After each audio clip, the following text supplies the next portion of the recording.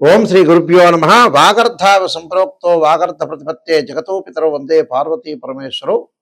వ్యాసాయ విష్ణురూపాయ వ్యాసరూపాయ విష్ణవే నమో వై బ్రహ్మనిదే వాసిష్ఠాయ నమో నమ. గురు బ్రహ్మ గురు విష్ణు గురుదేవో మహేశ్వర గురు సాక్షాత్ పరబ్రహ్మ తస్మై శ్రీ గురవే నమ. ఓం శ్రీమాత్రే నమ. కేతు గ్రహము, కేతు జ్ఞానానికి ప్రతీక అంటారు. అంటే కేతువు యొక్క అనుకూలత కూడా ఉండాలి. అంటే ఛాయాగ్రహాలు అంటావు, ఛాయాగ్రహాల్లో రాహుకేతువులు కూడా చాలా ఇంపార్టెంట్ ఇక్కడ. అలానే ఇవి నోడల్ పాయింట్స్ అంటారు. ఈ నోడల్ పాయింట్స్లో కేతు జ్ఞానాన్ని ఇచ్చే గ్రహం కాబట్టి కేతు మనకి ఎలాంటి ఫలితాలు ఇవ్వబోతుంది? ఎందుకంటే కేతువు ప్రస్తుతము పుబ్బా నక్షత్రంలో శుక్ర నక్షత్రంలో ఉన్నారు. ఈ శుక్ర నక్షత్రంలో ఉండటం వల్ల ఎలాంటి ఫలితాలు జరగబోతున్నాయి అంటే మార్చి మనకి 29వ తారీఖు వరకు కూడా తెల్లవారుజాము వరకు కూడా ఎలాంటి ఫలితాలు జరగబోతాయి అంటే శుక్ర నక్షత్రంలో కేతు ఉండటం వల్ల ఎలాంటి ఫలితాలు జరుగుతాయి అంటే సహజంగా కుజవత్ కేతు అంటారు. ఈ కేతు యొక్క ఫలితాలను మనం చూసుకునేటట్టయితే మేషాది ద్వాదశ రాశుల వాళ్ళకి ఏ విధంగా ఫలితం ఉండబోతుందో ఒక్కసారి మనం పరిశీలన చేద్దాం. సింహరాశి వారికి కేతు గ్రహం యొక్క ప్రభావం ఏ విధంగా ఉండబోతుంది అంటే జన్మంలోనే ఉంటాడు కేతు. పుబ్బా నక్షత్రం శుక్ర నక్షత్రంలో ఉండటం వల్ల ఎలాంటి అవకాశాలు ఉంటాయి అంటే ఈ రాశి వారికి కొంత కొత్త అవకాశాలు వచ్చే అవకాశాలు ఒకటి ఉంటాయి. వ్యాపార రంగంలో ఉన్న వాళ్ళకి అకస్మాత్తుగా కొన్ని లాభాలు కలిగే అవకాశాలు ఎక్కువ ఉంటాయి. అలానే ఎంతో ఆలస్యంగా అంటే ఎంతో కాలము అమ్ముడుపోని వస్తువులు అమ్ముడు పోవటము, ఎంతో కాలం నుంచి దీర్ఘకాలం నుంచి మనకు పనులు జరగకుండా పెండింగ్ ఉన్న పనులు ముందుకు వెళ్ళే అవకాశాలు ఎక్కువగా ఉంటాయి. అలానే ఉద్యోగస్తులకి ఎప్పటి నుంచో ఎదురు చూస్తున్న కొంత ప్రమోషన్లు పనులు త్వరగా జరగటం ఒకటి. అలాగే వివాహ సంబంధాల విషయంలో ముందుకు వెళ్ళటం, శుభ కార్యక్రమాలు నిర్వహణ చేసే అవకాశాలు ఎక్కువ ఉండటం, జాబ్ అంటే ఉద్యోగపరంగా ఎంప్లాయ్మెంట్ పరంగా కూడా కొంత చేంజ్ అనుకూలంగా ఉండే అవకాశాలు ఎక్కువ ఉంటాయి. ఆర్థిక పరంగా బాగుంటుంది అంటే ఫైనాన్షియల్ పరంగా కూడా కొంత ఎదుగుదల జరిగే అవకాశాలు బాగా ఎక్కువ ఉంటాయి. అలానే ఫైనాన్షియల్ పరంగా ఎదుగుదలతో పాటు ఉద్యోగంలో ప్రమోషన్లు రావటం ఒకటి. ఖర్చుల యొక్క నియంత్రణ కాపాడుకోవాలి అంటే ఎక్స్పెండిచర్స్ బాగా పెరిగే అవకాశాలు ఎక్కువ ఉంటాయి. ఆ విషయంలో కొంత జాగ్రత్త ఉండాలి. ఆరోగ్య విషయంలో కొంత శ్రద్ధ అనేది చూపించాలి.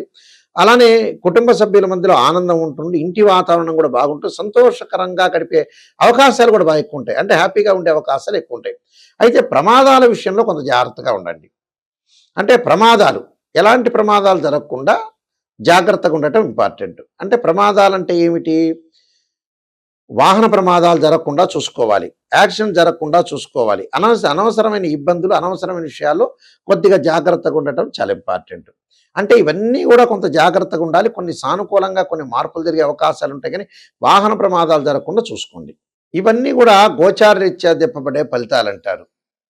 అంటే గోచారం కూడా ప్రాధాన్యత ఉన్నా బర్త్ చార్టు జన్మజాతకం చాలా ఇంపార్టెంట్. చాలామంది కూడా లైఫ్లో నాకేమీ జరగట్లేదు, ఫైనాన్షియల్ పరంగా ఇబ్బందులు ఉంటాయి, మ్యారేజ్ జరగట్లేదు, సంతానం కలగట్లేదు, ఒక వ్యాపారంలో నేను ఉండలేకపోతున్నాను, ఇల్లు కొనుగోలు చేయలేకపోతున్నాను చాలామంది చెబుతుంటారు సహజంగా. కానీ నిజం చెప్పాలంటే ఏమిటనంటే వాళ్ళు బర్త్ చార్ట్ను సరిగా అనుసరించకపోవటం అంటే ఏంటంటే జీవితం అనేది ఎప్పుడు కూడా మన చేతుల్లోనే ఉంటుంది. మన చేతుల్లో ఉండటం అంటే ఏంటంటే భగవంతుడి యొక్క అనుగ్రహం ఉండాలి. అలానే మన జాతక పరంగా ఏదైతే దోషాలు ఉంటాయో ఆ దోషాలను నివారణ చేసుకోవడం కూడా చాలా ఇంపార్టెంట్. దగ్గరికి వచ్చే వాళ్ళందరూ కూడా చాలామంది కూడా ఎందుకు పొరపాటు పడుతున్నారో నేను చాలా రీసెర్చ్ చేశాను. నేను 95 దగ్గర నుంచి ఆస్ట్రాలజీలో ఉన్నాను. అది MSc mathematics, MA astrology, MA English, MA Telugu. మా పూర్వీకులందరూ కూడా జ్యోతిష సిద్ధాంతులే. అయితే ఇక్కడ ప్రత్యేకంగా మా నాన్నగారు బ్రహ్మశ్రీ నాయకంటి కుమారస్వామి శర్మ దైవజ్ఞ అని ఇంటర్నేషనల్ ఆస్ట్రాలజరు, శ్రీశైలంలో ప్రధాన పురోహితులు కూడా పనిచేశారు. మన జీవితాన్ని నేను పిహెచ్డి చేశాను జ్యోతిష్యంలో.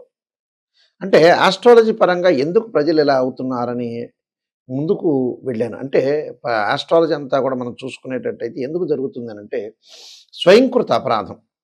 ఒక అమ్మాయికి పెళ్లి కావాలంటే ఒక అబ్బాయికి పెళ్లి కావాలంటే వాళ్ళు కరెక్ట్గా జాతకం చూపించుకోలేకపోవటం, నెగిటివ్ పాజిటివ్ అని ఎంతకీ గురువుగారు పాజిటివ్ చెబుతున్నారా లేదని చూస్తున్నారు. కానీ పాజిటివ్ చెప్పడం వల్ల పెద్దగా ఒరిగేది ఏముండదు. మీరు 10 నిమిషాలు సంతోషిస్తారు, ఇక సంతోషించిన తర్వాత ఇంకో 10 సంవత్సరాల తర్వాత గురువుగారు చెప్పింది జరగట్లేదు అని అనుకుంటారు. స్త్రీయ లోపం పెరుగుట పెద్ద విద్య. లోపం ఎరిగిన వాడే పూర్ణుడవుతాడట. మనలో లోపాలను మనం సవరణ చేసుకొని ముందుకెళ్తేనే లైఫ్ అనేది ఉంటుంది.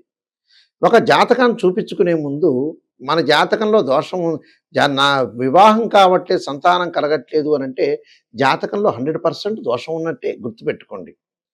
ఏ జ్యోతిష్యుల దగ్గర చూపించినా, చూపించకపోయినా మీ జాతకం అనేది ఇప్పుడు ఒక డాక్టర్ దగ్గరికి వెళ్ళాం. ఆ డాక్టర్ దగ్గరికి వెళ్ళినప్పుడు షుగర్ వచ్చింది అనంటే శరీరంలో ఇన్‌బాలన్స్ తప్పినట్టే.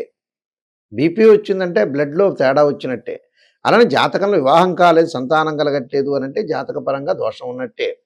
అది గోచారరీత్యా కాదు. గోచారం అనేది ఏందంటే సహజంగా నేను పదే పదే చెబుతున్నా. ఒక చెట్టు ఉంటుంది. ఆ చెట్టుకు వేళ్ళు ఉన్నది బర్త్ చార్ట్. వేళ్ళంటే చాలా ఇంపార్టెంట్ అక్కడ. వేళ్ళ తర్వాత కాండం ఉంటుంది. కాండం తర్వాత కొమ్మలుంటాయి. ఆ కొమ్మల తర్వాత ఆకులుంటాయి.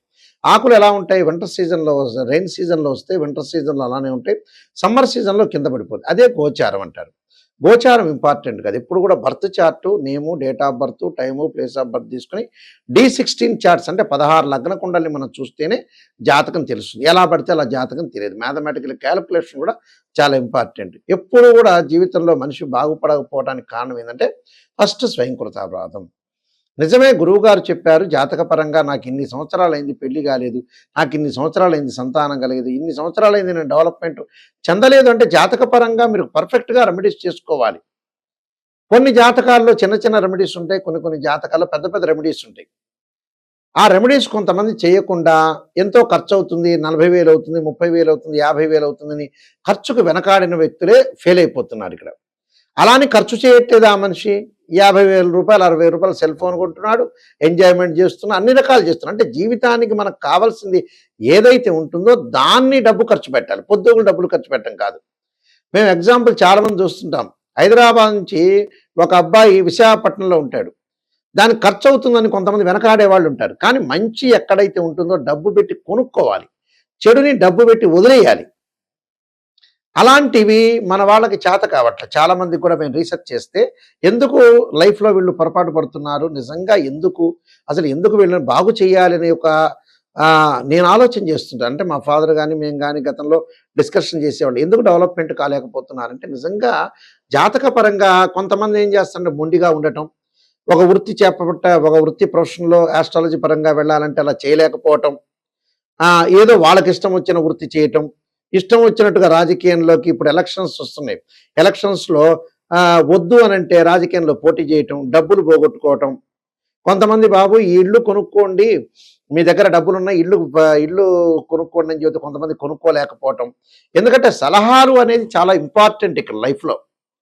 ప్రతిది కూడా ఆస్ట్రాలజికల్‌గా అనుసరించి ఆస్ట్రాలజీలో ఏముంది, మ్యారిటల్ స్టేటస్ కానీ, అలానే మనకి చిల్డ్రన్స్ కానీ, ఇన్కమ్ గ్రోత్ కానీ, ఎంప్లాయ్మెంట్ కానీ, అలానే ఫైనాన్షియల్ స్టేటస్ కానీ, అలానే ఏదైతే ఇళ్ళు కొనుగోలు చేయాలన్నా, ల్యాండ్స్ కొనుగోలు చేయాలన్నా, హెల్త్ పరంగా ఉండే విషయాలు కానీ చాలా జాగ్రత్తగా అనుసరించి లైఫ్‌లో ముందుకెళ్ళాలి. ఎక్కువ కాలం చాలామంది కూడా ఈ మధ్యన ఎక్కువ కాలం బతుకుతున్నారు అనుకుంటున్నారు.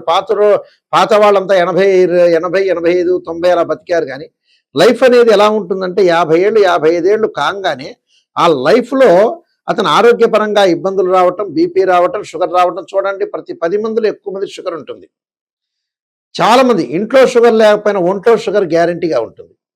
అంటే లైఫ్ అనేది గ్యాస్ ట్రబుల్ రావటం. అందువల్లే పాత రోజుల్లో చిన్నప్పుడు వివాహం చేసేవాళ్ళు.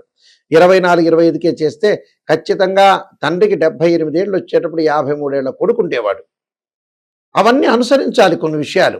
అంటే మనం ఎక్కడ తప్పు చేస్తున్నాం, ఎక్కడ మిస్టేక్ చేస్తున్నాం అనేది అనుసరించండి. అనుసరిస్తే 100% వాళ్ళ యొక్క జీవితం అనేది ఖచ్చితంగా ఉంటుంది. అందువల్ల ఆస్ట్రాలజీ పరంగా నిజంగా రెమెడీస్ ఏంటి, నిజంగా ఏం చేయాలి, కొంతమంది చెబుతుంటారు రకరకాలుగా ఈ మధ్య కాలంలో. ఉప్పు దీపం పెట్టండి, అసలు వాస్తవంగా శాస్త్రంలో లేదు, వేదంలో ఎక్కడా లేదు. ఉప్పు దీపం పెట్టండి, ఆ కొబ్బరికాయ ఇక్కడ కొట్టండి, అన్నదమ్ములు ఉంటే ఈ సంక్రాంతికి ఇది చేయండి. ఇవన్నీ కొంచెం ఫూలిష్నెస్ మాటలు చాలామంది వింటుంటారు ఈ మధ్యన. అంటే డబ్బులు ఖర్చు చేయలేని విషయాలు వింటుంటారు. అలాంటివి కాదు. నిజంగా కొన్ని జాతకపరంగా చిన్న చిన్న మంత్రాలు చదువుకునేవి ఉన్నాయి. కొంతమంది జాతకంలో పెద్ద పెద్ద హోమాలు చేసేవి ఉన్నాయి. మధ్య రకంగా హోమాలు, అభిషేకాలు చేసేవి ఉన్నాయి. రకరకాల రెమెడీస్ ఉంటాయి దానికి. అంటే మన శక్తిని బట్టి మనం చేసుకోవచ్చు, తప్పేం లేదు. కానీ మీకు శక్తి లేదు కదా అని మనం ఏదో చిన్న రెమెడీ చెప్పిన తర్వాత మీరు ఆశపడుతూ ఉంటుంటారు నిజంగా జరుగుతుందా లేదా అని. అంటే రైతులు పాపం వర్షాని కోసం ఎదురు చూస్తున్నట్టుగా మీరు కూడా గురువుగారు చిన్న రెమెడీ చెబితే చాలే అనుకుంటా. కాదు, కొన్ని జాతకాలకు పెద్ద రెమెడీస్ ఉంటాయి, మధ్య రకమైన రెమెడీస్ ఉంటాయి. అసలు రెమెడీ చేయక్కర్లేదని కూడా చెప్తాం మేము. ఒక మంత్రంతోనే పోతుంటుంది. కానీ నిజంగా ఏమిటి అనేది తెలుసుకోవాలి. కానీ ఉప్పు దీపాలు అవన్నీ కాదు, మంత్రం అన్న చేయాలి, నవగ్రహాల ప్రదర్శనం చేయాలి. జాతకం ఏ అయితే గ్రహం బాగలేదు దానికి జపం కానీ, అభిషేకం కానీ, హోమం కానీ, పాశుపతాస రుద్రాభిషేకాలు కానీ ఇలాంటివి చాలా ఇంపార్టెంట్ ఇక్కడ. అయితే ఇలాంటివన్నీ చేయకుండా నేను జ్యోతిష్యుడి దగ్గర చూపించుకున్నానండి, ఆయన బాగానే చెప్పాడు, నాకు సంతోషకరంగా చెప్పాడు. ఈ మధ్య కాలంలో ఒక వ్యక్తికి నేను చెబుతూ ఉంటే, గురువు గారండి ఇప్పుడు నెగిటివ్ ఉన్నది నెగిటివ్ చెప్పాలి, పాజిటివ్ ఉన్నది పాజిటివ్ చెప్తారు. అసలు జీవితంలో పాజిటివ్నే లేదనుకోండి ఏం చేస్తాం? కొంతమంది పాజిటివ్ కూడా ఉంటుంది, ఫుల్ పాజిటివ్ ఉంటుంది, కొంతమంది నెగిటివ్ ఉంటుంది. యోగాలు అనేవి కూడా గుర్తుపెట్టుకోండి. ప్రతి జాతకంలో మన కంప్యూటర్లో కొట్టంగానే యోగాలను కనపడుతుంటాయి. గజకేశ్వర యోగం అని, రవి బుధాదిత్య యోగం అని, చంద్రమంగళ యోగం అని. అన్ని యోగాలు అందరికీ ఉండవు. ఏదో కొన్ని కోట్ల మందిలో కొంతమందికి మాత్రమే యోగాలు ఉంటాయి. కానీ అందరికీ కూడా బుధాదిత్య యోగాలు, చంద్రమంగళ యోగాలు మాకు బాగా ఉన్నాయి, విపరీతంగా ఉన్నాయి అని అనుకోవద్దండి. నిజంగా యోగం ఉందే లేదో తెలుసుకోండి. యోగం అంటే ఏంటంటే 2 గ్రహాల యొక్క కలయిక. ఇలాంటి విషయాలన్నీ కూడా మీరు అనుసరించండి. అయితే www.nayakanti.com, www.nayakanti.in చూడండి. నేను 15 పుస్తకాలు రాజమండ్రి మోహన్ పబ్లికేషన్ వాళ్ళకి రాశాను. నేను కాలసర్పయోగము, కాలసర్పయోగ చంద్రిక, రాహుకేతులు, ఛాయాగ్రహాలు, అలానే పుత్రగణపతి వ్రతము, స్వప్నశాస్త్ర ఫలదీపిక, అలానే వివాహ మార్తాండము, జాతక చంద్రిక, బృహత్ పరిహార సింధు, ఇలాంటి నెంబర్ ఆఫ్ సర్వదేవతా గోత్ర పౌరులు పార్ట్ 1, పార్ట్ 2 ఇలాంటి నెంబర్ ఆఫ్ ఆస్ట్రాలజీ బుక్స్ అన్ని కూడా రాశాను. ఆ బుక్స్ కూడా మా దగ్గర దొరుకుతాయి. కావాలంటే రాజమండ్రి మోహన్ పబ్లికేషన్ వాళ్ళు కూడా మీరు సంప్రదించవచ్చు. కానీ జాతకం చెప్పించుకునే వాళ్ళు ఎవరైనా సరే నా దగ్గరకు వచ్చేవాళ్ళు నిజాన్ని తెలుసుకోవడానికి మాత్రమే రండి. ఎందుకంటే మిమ్మల్ని నేను బాగు చేసే స్థితికి రావాలి, మిమ్మల్ని సేవ్ చేయాలి. సేవ్ చేయకుండా కేవలం పొగిడేటట్టయితే జాతకం చెప్పించుకోవడం దండగా. ఓపెన్గా చెబుతున్నాను, మీ కన్సల్టింగ్ ఫీజు కూడా దండగే. నిజం తెలుసుకోండి. నిజం తెలుసుకొని ఆ చిన్న మంత్రంతో పోతుందా, లేకపోతే ఓ టెంపుల్ సంప్రదించాలా, లేకపోతే నిజంగా హోమం చేయాలా, నిజంగా యాగం చేయాలా, అసలు నిజంగా తగ్గుతుందా లేదా, లేకపోతే వేరే దశల్లో కూడా జీవితం అనేది మారుతుందా అంటే ఇన్ని రకాల అనాలిసిస్ చేయాలి. అనాలిసిస్ చేస్తేనే లైఫ్ అనేది బాగుంటుంది.